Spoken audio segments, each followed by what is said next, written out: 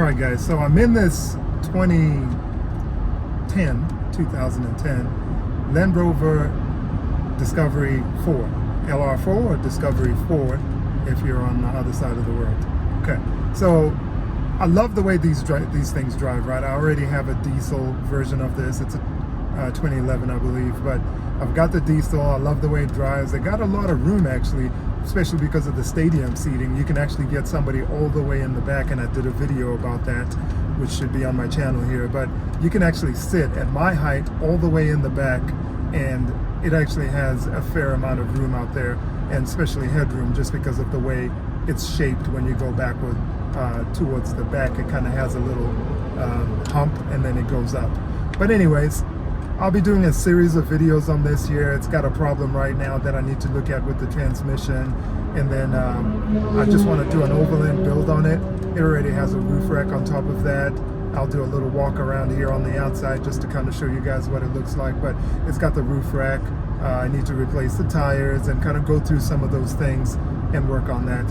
Chances are I'll have to start off with this transmission thing, right, and fix that, whether it's a transmission control module or the actual transmission that needs to be changed. We'll go through that together and figure out what's going on with that. But yeah, I love them. I love the way they drive. I love the way they handle. It's got the air ride in it, so it handles really, really well. And you know, the beauty of these Land Rovers is that even off-road, it's one of those vehicles. It's not like a Jeep, right? A Jeep is really good off-road, but when you put it on road, then it's a little weird, right? This here handles just as good off-road, you know, as it does on the road. It's kind of one of those, the best of both worlds kind of things. The only issue with these things is that it's so expensive to repair them whenever something goes wrong with it, right? Right now, if I was to take it in for this transmission thing that's going on, I don't even know what that bill would look like. I'll do a quick Google and I'll put it at the bottom of the video right here.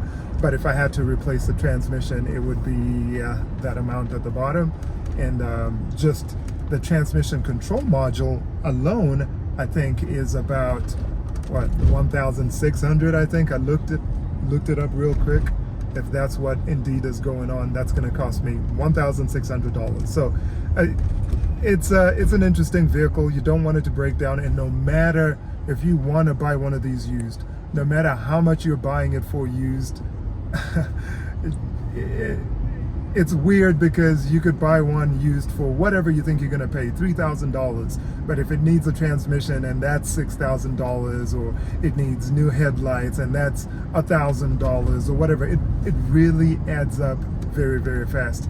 And then at the end of the day, it doesn't kind of matter how much you paid for it, because unless you're an enthusiast and you don't really care at the end of the day. But if you're just somebody who wants a vehicle that's reliable, low maintenance and all that kind of stuff, I don't think this is the vehicle for you. Sooner or later, the airbags go bad, right? Those are some of the common issues. The airbag pump goes out, and any one of the million sensors that it has in it are going to go out. And each time, it costs a lot to repair. One thing about this vehicle, though, which is a good and a bad thing, I guess, is that it's actually to repair it, if you had to do any kind of major service, you actually have to pick up the body from the vehicle itself, right?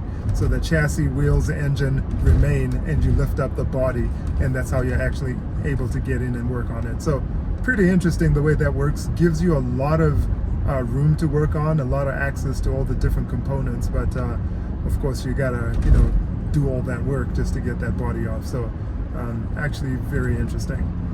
So those are kind of my opinions just from picking it up and driving it right now. I look forward to getting into it and working through some of these things and trying to figure out exactly how do we get this bad boy, number one, running normal, and then number two, upgraded and I don't know, overlandified, I guess. But yeah, that's the mission. Stick around, guys, if you're interested in that kind of thing, and we'll see what happens. Peace.